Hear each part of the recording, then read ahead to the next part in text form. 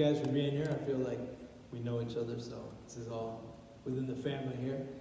I'm going to be careful walking into the light, but I'm going to flip my own deck here.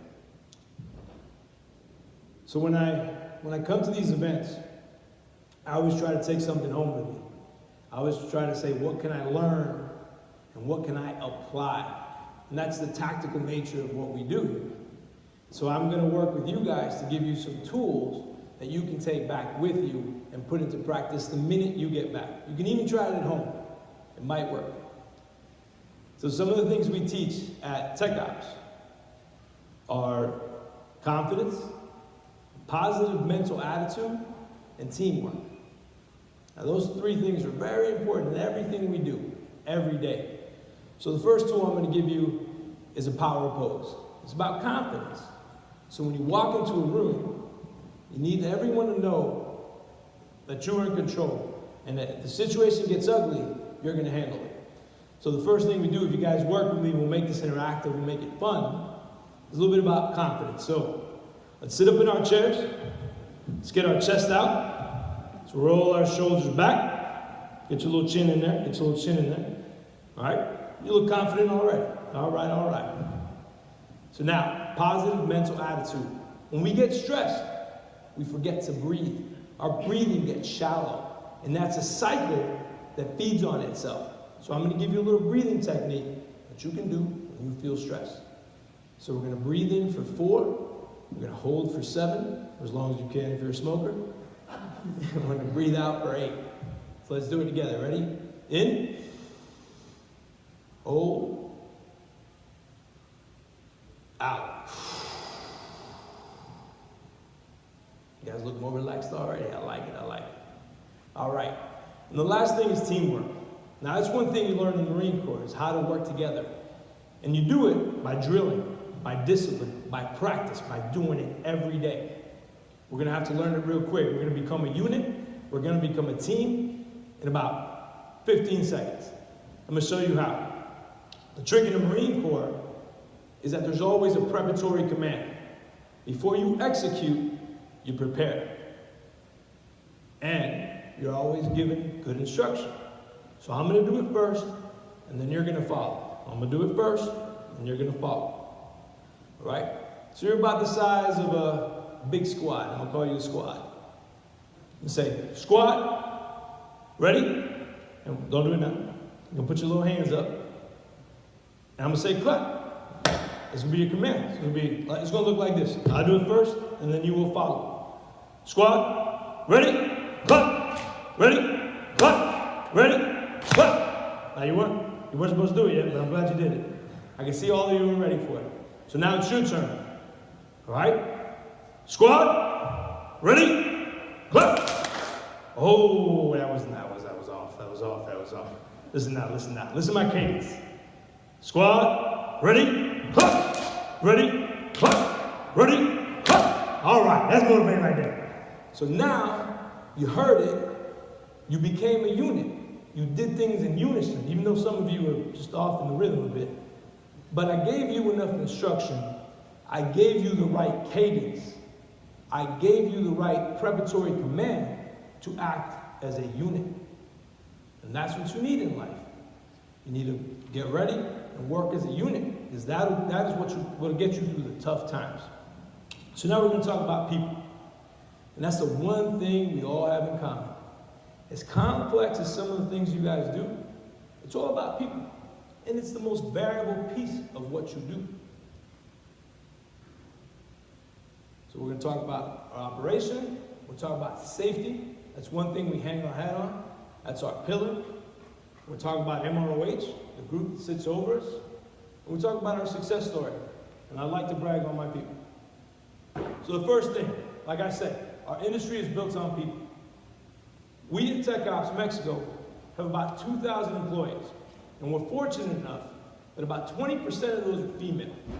Now that's rare in aviation, and it's rare in Mexico. What I'm happy to say is that in the last 3 years, we have females in leadership positions. So we were the first company to have a female lead heavy maintenance on an aircraft. Well, now we've got 2 of them. We're the first company to have a female SMS leader. We're the first MRO in Mexico to have an SMS program, thanks to her. And now we have women in leadership positions throughout the company. That's a sign that that 20% is properly represented throughout the organization and their voice is heard. What does 2,000 jobs mean to Querétaro? It means about 6,000 indirect jobs. So what do we have? We have support of the local government in everything we do. We ask them what their needs are, and they ask us what our needs are. We work next to a university, we've adopted a vocational school, and we're one of the biggest employers in Querétaro, besides GE, of course. And the beauty of our facility is that the average age is about 30 years old. The median age is closer to 26. I'm one of the oldest guys there at 39. So what we're doing is going to shape the future of aviation for the next 20 to 30 years. These are our core values, not what we were, not what we aspire to be, but what we are right now in our current state. This is what we live and breathe in order to survive. So it starts with safety. You need to know that when you come in, you're going to leave in a better state than you came in. You need to know that your leadership and your people are going to do everything they can to take care of it. Teamwork, and we talked about teamwork, is that collaboration. You have to work together to achieve your goals. There's no way you're going to tear an aircraft apart and put it back together in the time allotted if you're not properly synced as a team. You must persevere. Nothing, I repeat, nothing goes according to plan. You improvise, you adapt, and you overcome. When you don't give yourself the option to fail, you'll always find a way to win. Integrity. The beauty of what we do in aviation and heavy maintenance is that we sign a block or we digitally tag into a block and we say we did it. And everyone that gets on that plane after we're done working on it knows that we did it right. That's the idea. So the integrity is doing the right thing when no one's looking. Now we have QC to check up on you and we have QA to make it better. But ultimately it comes down to the individual and what they choose to do. Respect. I may not agree with you, but I admire your idea. I admire your confidence. I admire you giving me an idea of helping me get better. And servant leadership. I can no longer work on those aircraft. I'm no longer a mechanic. I'm no longer an engineer. All I can do is go around to my people and say, what can I do for you today? And how quickly can I get out of your way so that you can do your job? Our operation, it looks complex, but it's going to get a lot more complex in a couple of years. We work on about 9 different aircraft types. We have capacity for 15 lines and we're growing. We've grown every year. We're the 2nd largest MRO in Latin America, and we're partnered with the 1st largest. So together, we've got Latin America covered when it comes to MROs. And we're lucky enough to have certifications from the FAA, DGAC, ANAC, and as I mentioned, thanks to Blanca, we are the first SMS qualified MRO in Mexico. What's our story? How did we get there? In 2014, worked on 3 aircraft types. We might have had capacity for 5 lines on a good day. And we're just starting to make money. 2019, we have 9 different aircraft types. We got 15 continuous lines. Like I said, we continue to grow. We have an interior shop, back shop capability, NDT that's second to none. And all of this happens in a very short amount of time with very young people. This is the most powerful slide I've ever put together in my career. Why? Let's look at it. In 2014, we were producing 700,000 man-hours, but we had 63 lost time injuries. That means that 63 people were out of work because of an error, because of a lack of equipment, because something we did wrong as a company. We only produced about 60 aircraft. We had less than 1,000 people. What happens? Dr. Angel happens. Dr. Angel comes to us from oil and gas. And he says to me, Jess, I want to make this the safest place to work in the world. I said, amen, Dr. Angel. Let's go for it. He said, not Mexico, Jess. Not Latin America, Jess. Not the Americas, Jess. In the world. And look what Dr. Angel has done. You walk through this timeline and you watch that blue bar get higher and higher. And we produced 1.8 million man-hours last year and had only 11 lost time injuries. There are few places in the world that can boast that kind of record. That OSHA rating, that's 0.76. That's better than the U.S. petroleum industry. That's because of Dr. Angel. And we go from producing 60 aircraft to 153. We go from less than 1,000 people to 1,900. And that all happens in a 4-year span. We achieved PAST, which is the Mexican equivalent of BPP. We have, like I said, one of the best OSHA ratings in the world. And our goal for 2019 is that clean industry certification. How can you do that? Remember, my goal here is to give you tactical tools to take back with you. First and foremost, find a Dr. Angel. If you can't find them, walk in somebody else's shoes. You want people to wear safety glasses? Wear the safety glasses. You'll know if they're comfortable. You know if they fog up. You'll know if they get in your way. Make it easy for people to get what they need. At Tech Ops, if we walk by and we see a piece of paper on the floor, we don't think, you know what?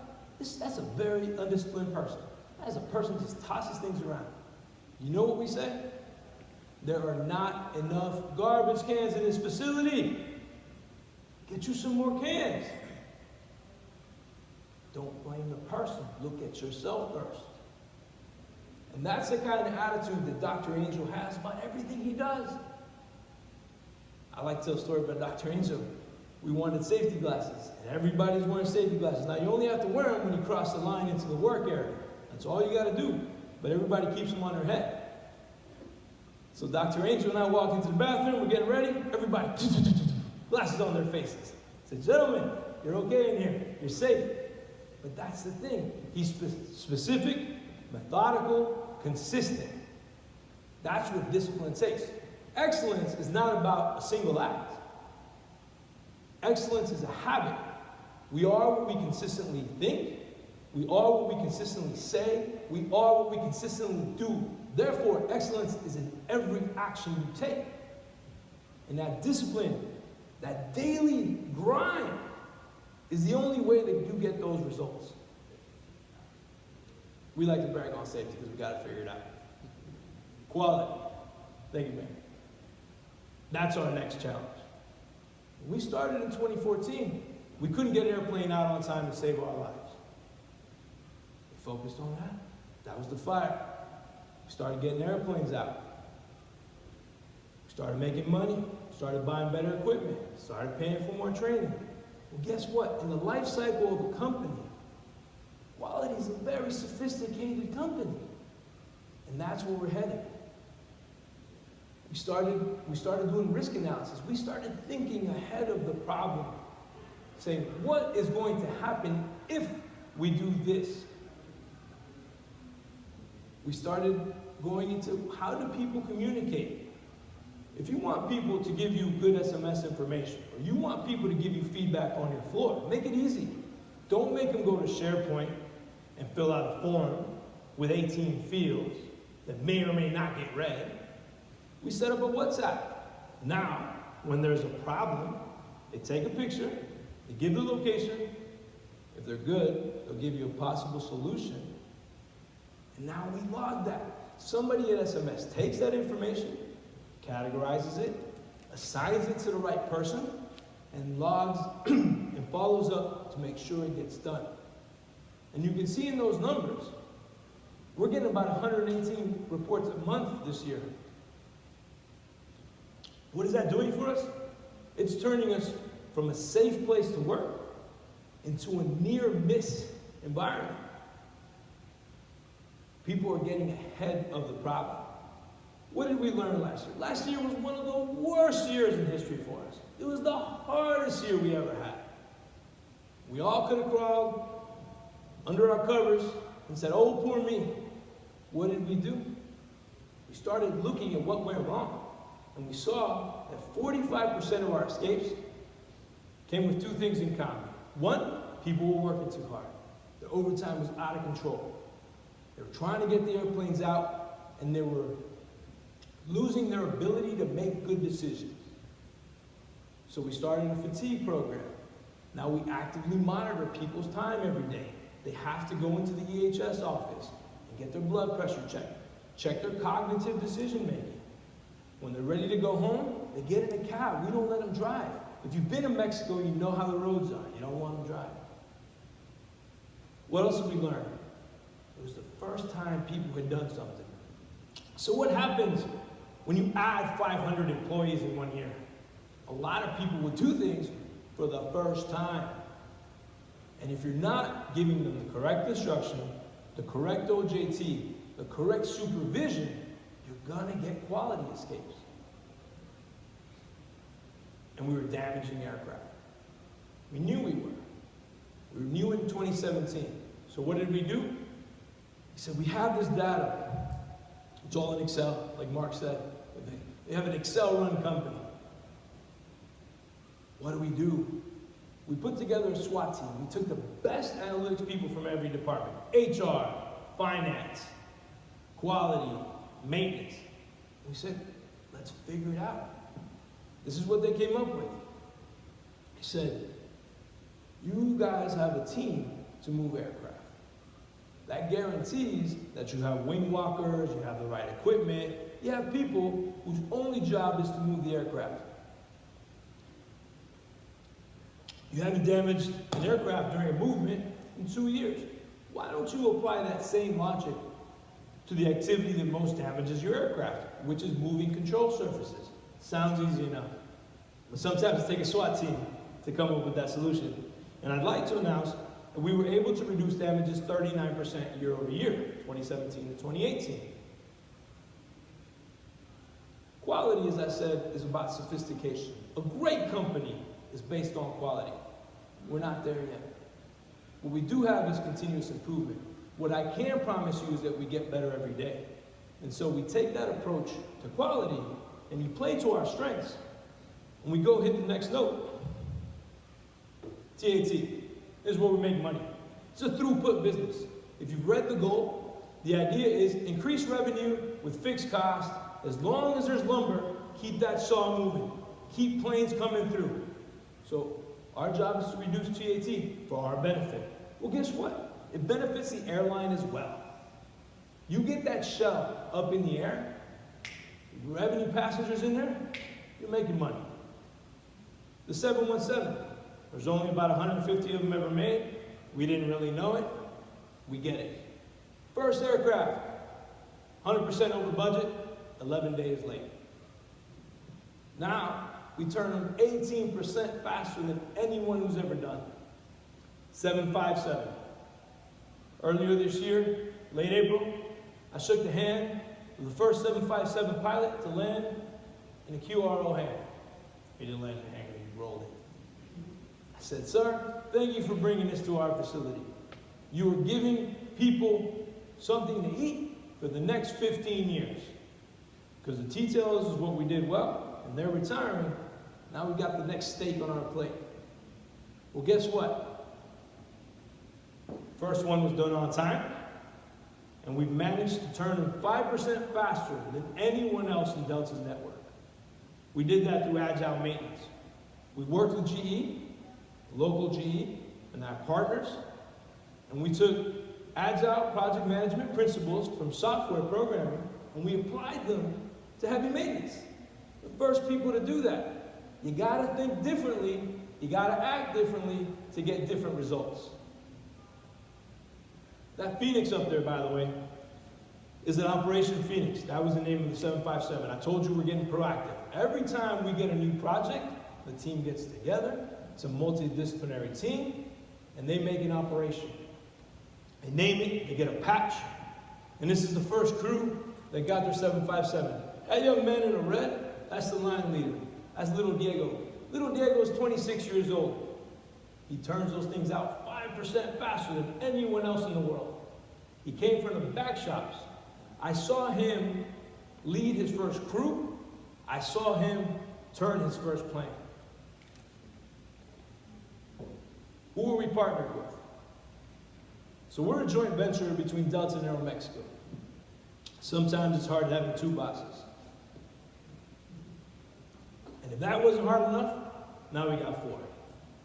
It's a great opportunity because we have a board of directors with Delta and Aeromexico. We report to a publicly traded company. We report to a privately traded group inside of Mexico. Now we partner with MRO Holdings. MRO Holdings brings with them 35 years of experience from El Salvador.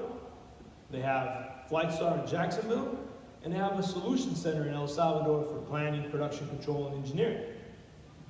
And between us, we have about 60 lines of maintenance.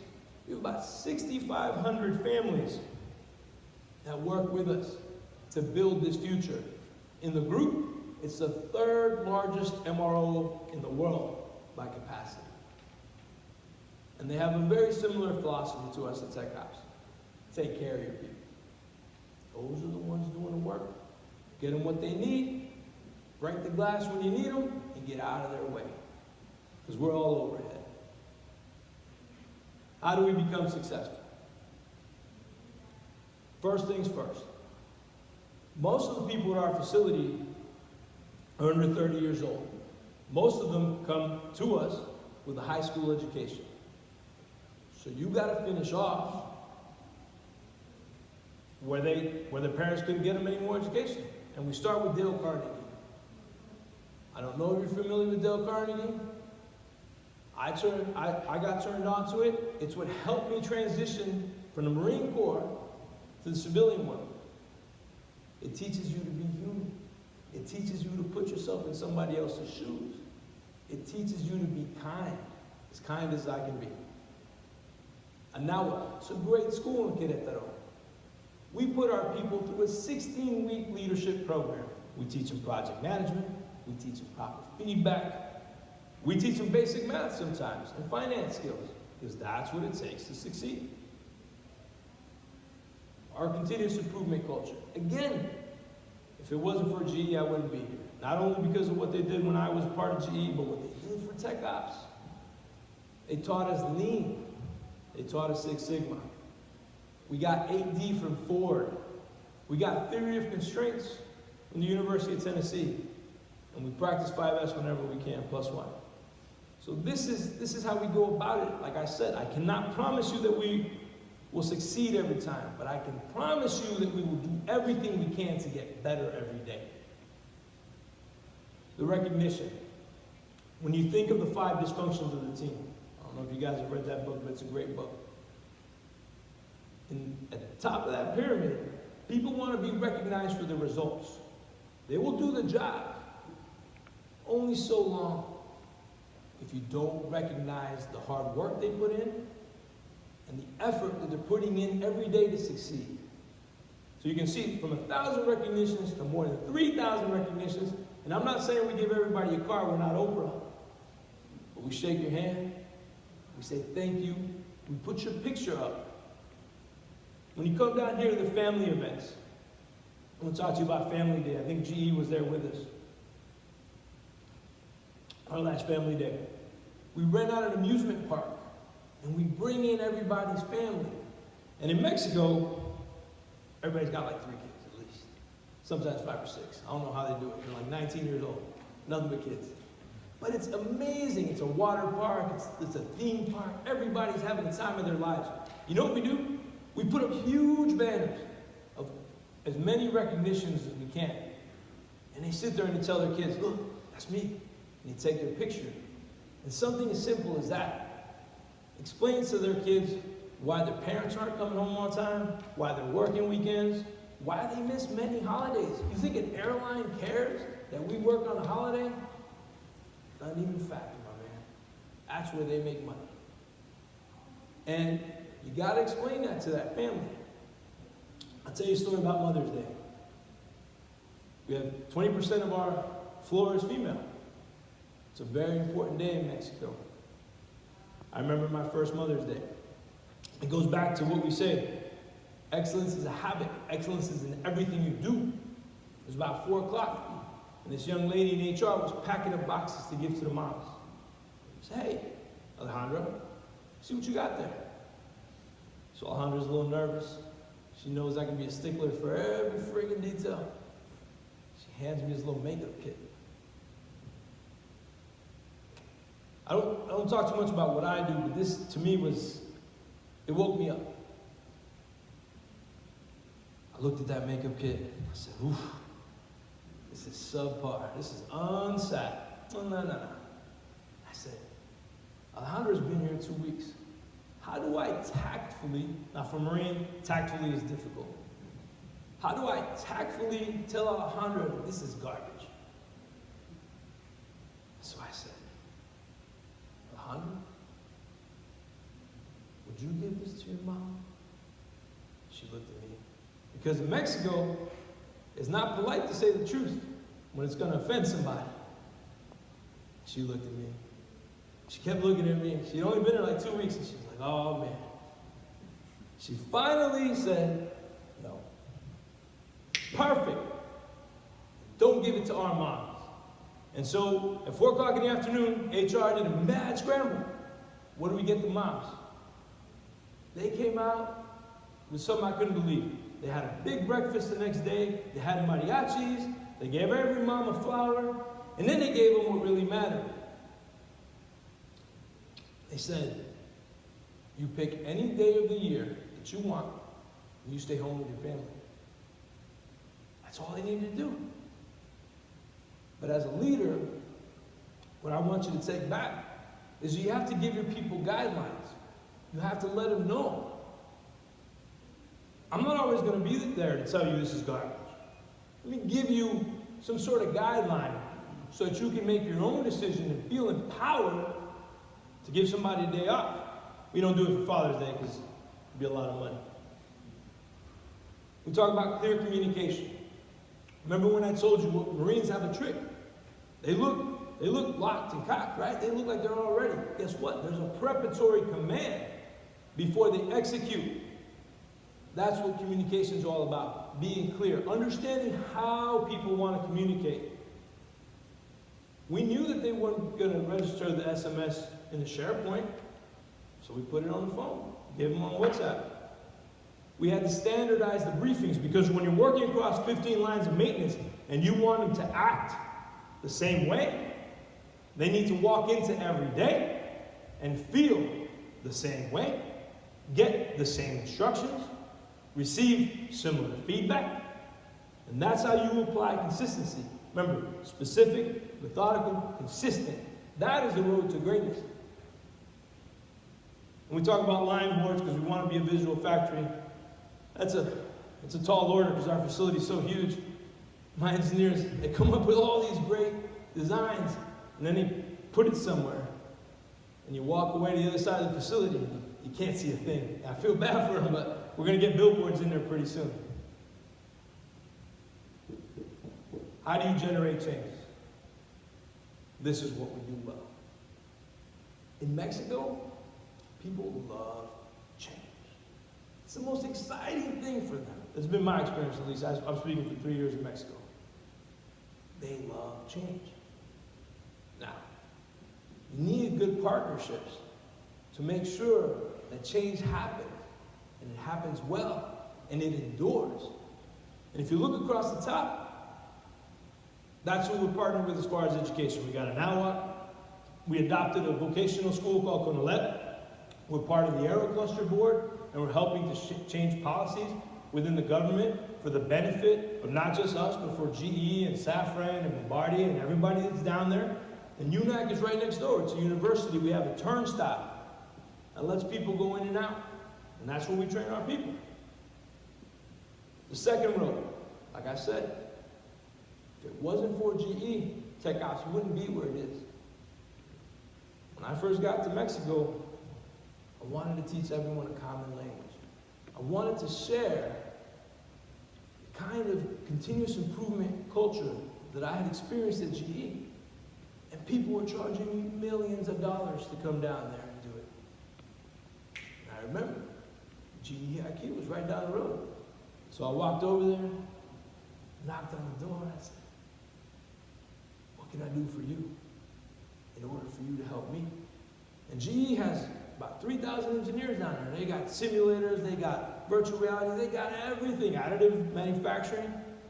What they don't have is aircraft engines. And that's what I had a lot of.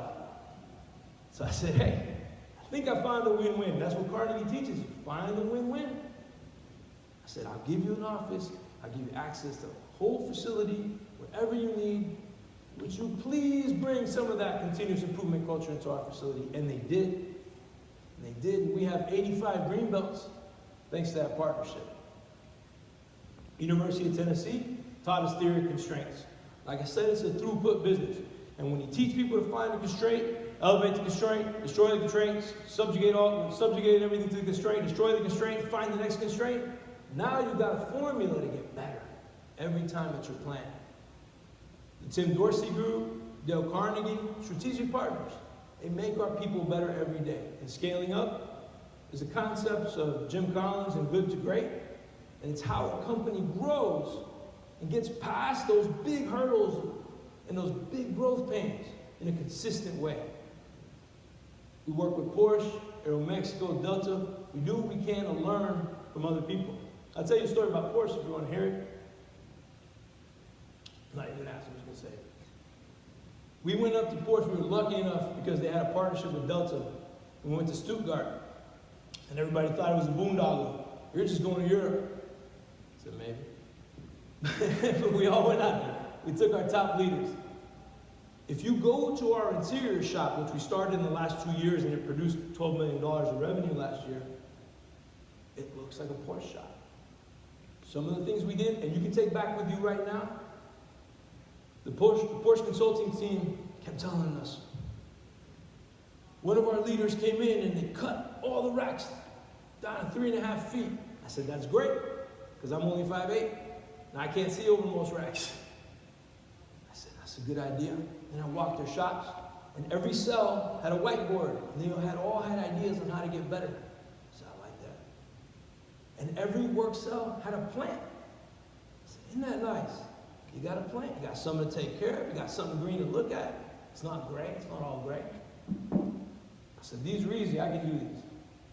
And the team came back, and they were like, Jess, did you notice something about the delivery of the materials? I said, oh, I was looking at the plants. I got confused. I said, Jess, they don't pull. They push. So our robots. I said, I don't have a lot of robots, but I got a lot of people. And we're going to close our windows. We're going to be the first MRO to shut down their windows because we're going to go into a push environment. Why? Because we gave our people access to something different. They saw something that isn't normal in an MRO, and they said, we can do it because it's being done over there. Invest in your people. Over $1 million a year, we are investing in our people. 40 cents of every dollar is going to soft skills. 40 cents of every dollar. Those people don't always stay with us. That's fine. We're not doing it so that they stay with us. We're doing it because it's the right thing to do. And you're building leaders. They're going to shape aviation for the next 20 or 30 years. Invest in your people. And that's one thing that I'm always grateful for my time at GE. They put more money into me than anybody ever had. And I said, I will pay that forward.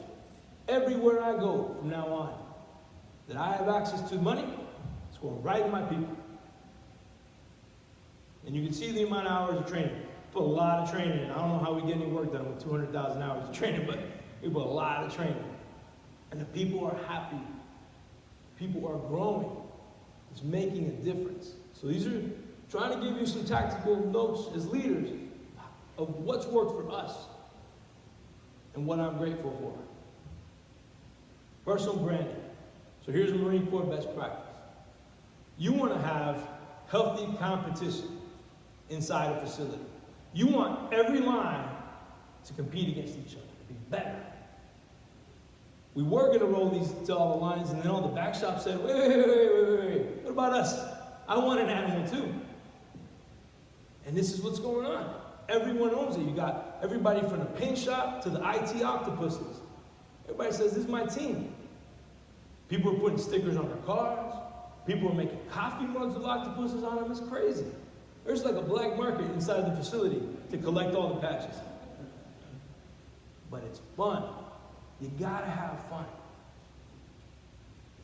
We have 34 squadrons. We took Marine Corps best practices. We have visual management. You can walk the facility. You can see a person's time and grade, time and service. You can see a person's skill level by what they wear. You can see their name. It's a basic Carnegie principle. Know someone by their name, it's the sweetest sound in their ears. You can see their name. And earning my wings. This came from Fernanda. Fernanda's our ops intern, super sharp young lady. So she did her internship at Disney. She came back, she said, you got a lot of young people, Jess. You know what they do at Disney? I said, I don't know anything about Disney. I ain't been to Disney since I was a little kid. She said, well, the cast members, they earn their ears. So that's good for the cast members, right? We got a job to do. We got planes to fix. She said, what if we earn our wings? What if the first year you are here, you don't officially belong to that squadron? You need to prove that you have a place on that team. I said, it's a great idea. Make up a patch. We're working on it. And this is it. These are the people that fix your airplane. These are the people that do all the work. These are the people that feel pride in what they do when they go to that family event and they show their family, hey, that's what I did. You know, I knocked off 2 days for that E-190 pylon modification. Or Oscar over here, who's one of our best facilities guys. He said, Jesse, I love this. This place looks like a hospital. Looks like an IT facility. I'm going to paint those walls. I'm going to keep it clean. I'm going to tell you something. When we got there, the place looked like every other MRO. It was a brand new building, and it was already falling apart. Why? Because how do you justify people working in a facility when you got to turn planes? And so what everyone chooses to do, and that's what was going on, was they hit the floor. And they're like, move this rack, and this rack shouldn't be there, and this toolbox shouldn't be there. And they start choking production. They start making production run checklists about this and that, and production says, well, I got a plane to turn. Leave me alone so I can do my job. We said none of that. We said, go do the landscaping out on the road. He says, you're crazy. We don't even have enough money to buy tools. The team got together and we did the landscape. We painted the parking lot. We polished the floor. Cleaning lady, she used to have a little rider, like a little Zamboni, but now she's doing it by hand. But she polishes that floor every day, and it looks like a mirror. Started painting the walls. And guess what started to happen? The floor got cleaner. We cleaned the bathrooms. They cleaned the racks. We cleaned the cafeteria. They cleaned their toolboxes. It's teamwork. When you show your people that it matters to you what their environment is, they will in turn take care of everything else. So, open the floor to some questions. Yes, sir. Would you be willing to elaborate a little bit on the agile maintenance concept? Yes, sir. Yes, sir.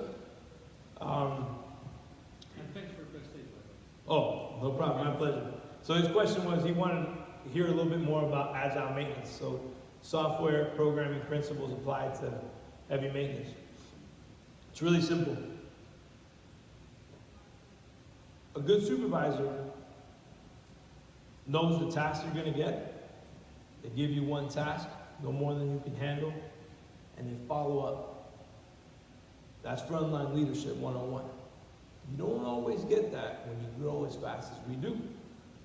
So, We ask a series of basic questions. We plan the night before, and you run 4-hour sets. We're working on the length of the sprint, whether it's 3 days, whether it's 2 days.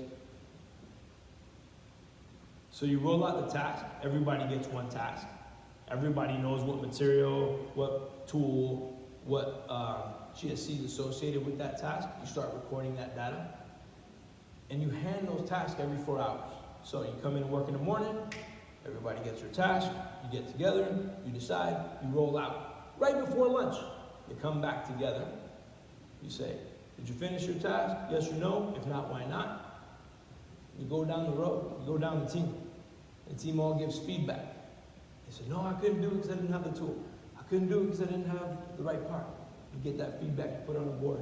You start making your machine smarter. Then, right after, that's a 4-hour sprint kind of thing. So then you go to lunch. While everybody's at lunch, leadership looks at that board and says, what didn't get done? Was it critical path? If it was, everything else takes a back seat, and you keep hitting that critical path item. Everybody comes back from lunch, they get their next 4 hours, you do the same kind of group meeting, scrum, and then you send them back out. You do that every 4 hours. Why? Because most facilities plan 24, 48, 72. We're starting to plan 4, 8, and 12. And we're getting that feedback loop every 4 hours. Why? Because we're growing at such a rate that I cannot guarantee the level of my frontline leadership. But these inputs, and there's more inputs to it, these inputs are feeding a central brain every 4 hours. And eventually that brain can be in an office, in El Salvador, in the Philippines. Doesn't matter. But those decisions are getting made every 4 hours. And there's more similarities to the sprint and scrum methodology, but we're still working on it. Does that answer your question? Yeah, I'm just curious. Yeah. Thanks. No problem. Yes, sir. What would you say is the most profound leadership lesson you've learned from Dale Carnegie in the work that you've learned from him? Cool. So this question, thanks for that question. What's the most profound leadership lesson that I learned from Carnegie? For me personally, right, is to find a win-win. So many times we go about things from our point of view that we don't even realize the person walked away feeling like they didn't win. And there's only so many times that person is going to sit across the table from you and feel like they didn't win. So for me personally, that's one. Now I take it you like Carnegie as well. If you don't mind, I'll ask you the same question, just for my benefit. I'm currently really fascinated by the psychological roots that influenced Carnegie. It turns out they came from a psychologist who partnered with Freud and then split from Freud, Albert Adler. Wow. Alfred Adler, anyway. So Alfred Adler and Freud have this core disconnect. They believe completely different things, and that influenced Carnegie. And so the thing I've been reflecting on recently a lot is, it's called teology. Basically, Freud believes in trauma. Your past life, your childhood experiences influence your future behavior as an adult. And Adler rejected that. He said that we act and behave as adults to pursue a purpose, not because of a past trauma. Anyway, so that's a core, fundamental idea within Carnegie's work, and I think I'm reflecting a lot on that and figuring out how to fit that into my work as well. That's awesome. So the idea of purpose. Yeah, and the way that pursuing a purpose in life is what most profoundly impacts our behavior, much more so than past traumas or bad experiences we've had. I like that. What's your name? I'm Tim. Tim, very nice to meet you. I appreciate that. Thank you for teaching me that. Yes, sir. I just want to say that this book, Man Pursue Meaning, is one of my favorite books. Psychologist wrote a book about memoirs in a concentration camp called Man Pursue Meaning, where he came up with global therapy. Well, I think, was that Frankel? Yeah, Frankel, that kind of ties into the same concept. Excellent. So I'm sorry, sir, what was your name? Nate Roman, sorry. Nate, no problem. Nice to meet you, Nate. So Nate is talking about, I think it's Man's Search for Meaning. Yeah, Man's Search for Meaning. Very good book. Global therapy, the idea that man needs purpose more than anything. with the right why, anyhow is possible. I like it. This is an intense group right here, man. Thanks for that, Nate. Yes, sir. We have such a young workforce and young leadership. How do they police themselves? Do you see them in a total leadership environment where you have maybe a weak link that they rally around to support with people within the rank and file, or do they call them out in something like that? With such a young workforce. That's a great question. What's your name, sir? Dan. Dan, nice to meet you, Dan. So Dan's question was, with such a young workforce, and if I get you right, you correct me, Dan. Do we have a way of formally policing them, or are they taking care of themselves? You know, no one person is smarter than all of us together. At such a young age and with such young leadership, do they get that? And it would make the whole MRO so much better. And maybe that's one of the reasons why it's so successful. But I think in Mexico, if you have somebody that does not reach the potential, regardless of the reason, it might be their own, or they might not fit in, how does that workforce weed out their, the weak link? It's a fantastic question, and I'll tell you right now, they haven't done it. You could ask Victor. Is it Victor? Victor's one of our customers. Victor tells me we consistently give him bad quality. And that's exactly what happened with that young workforce. We had quality problems. That's why that quality is a focus. And that's why our focus is in the frontline leadership. You don't have it yet. However, this young man here, Jesus Avila, he's looking after 8 Delta lines right now. That young man's 27 years old. Let me ask Victor a question. Victor, what's the Spanish word for accountability? How do you say accountability in Spanish? No. Accountability.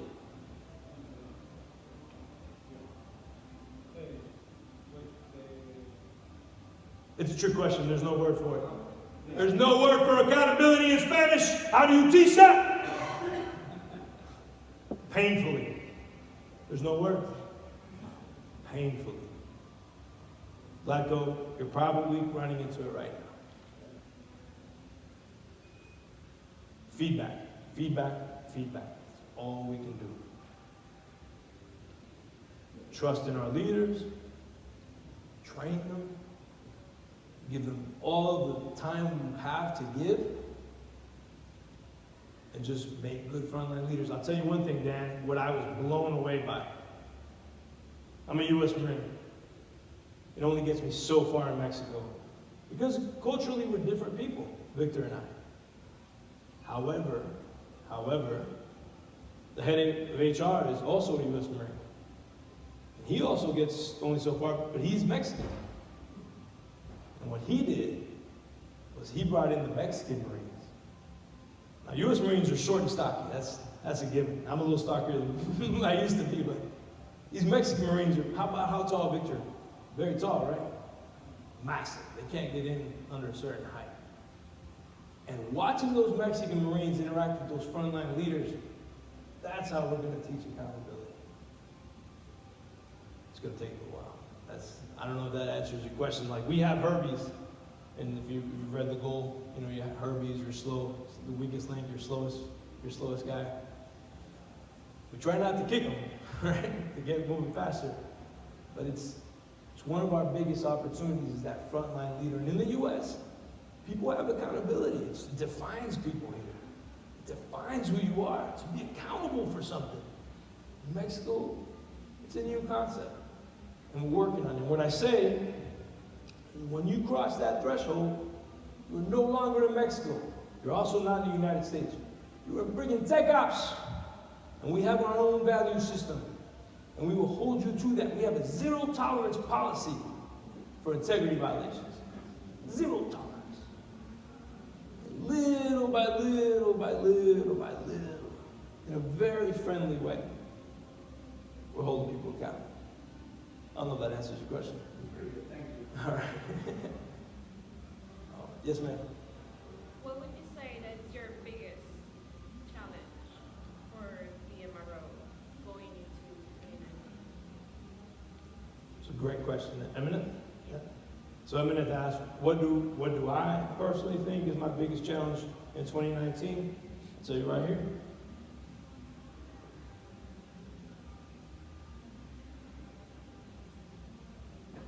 Quality. Making sure that every product that comes out of our facility does not affect Victor's operation.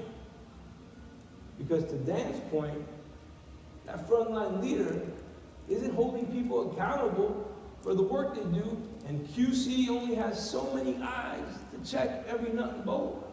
And the only one that feels the pain is Victor and his airline.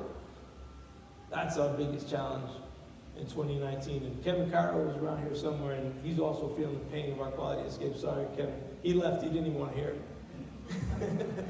All right, so that answers your question? All right. Anybody else? Yes, sir. Yes, I didn't mean to pick on you, Victor, but we're friends. talking about the specific modifications, they will be starting from one program.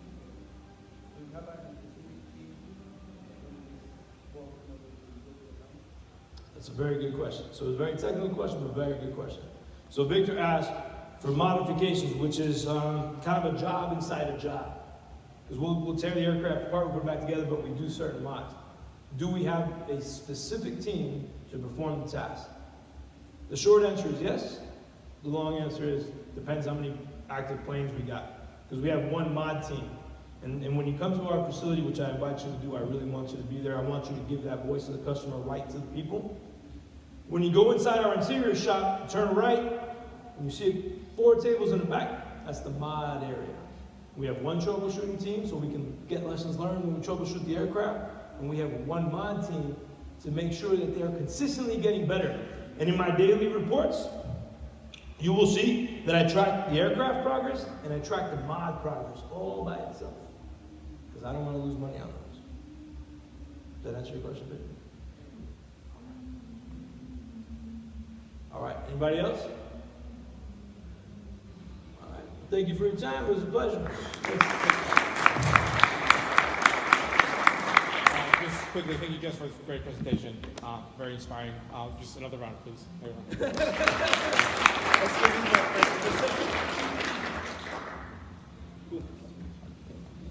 Cocktail, let's go. Hey, I appreciate it. Great insight.